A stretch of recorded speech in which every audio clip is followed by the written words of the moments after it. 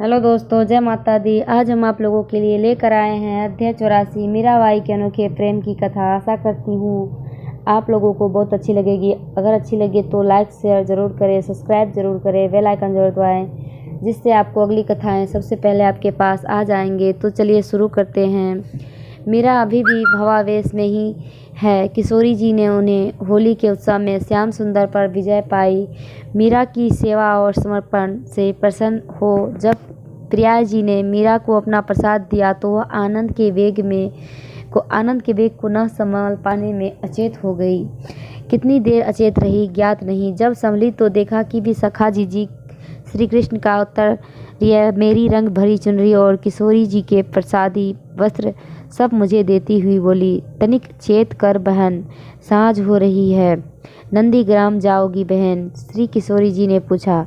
क्या उत्तर दूं? मन भर आया था। मैं रोते हुए प्रिया जी के चरणों से लिपट गई। इन चरणों से दूर जाने की किसे इच्छा होगी स्वामिनी जी?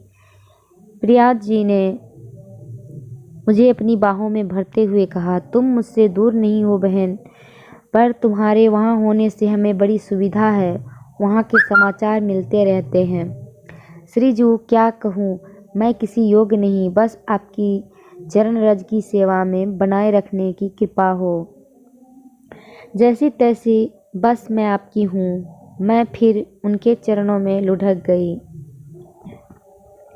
मैं घर जाया रही हूँ, तू भी साथ चलेगी क्या?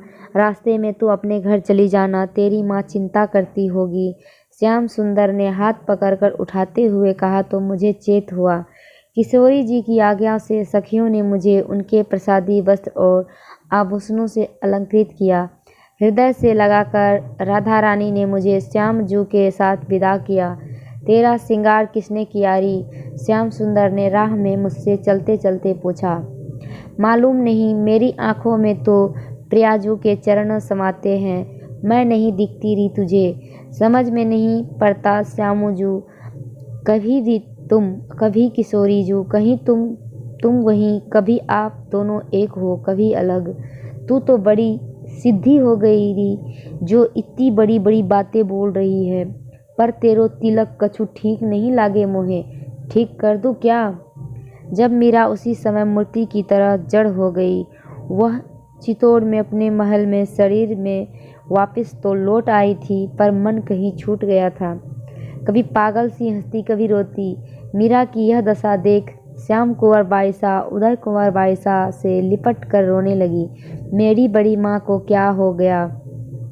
कुछ नहीं बेटा, इनको जब भगवान के दर्शन होते हैं ये ऐसी ही हो जाती है। तुम धीरज रखो, अभी अब भाभी हमार ठीक हो जाएगी।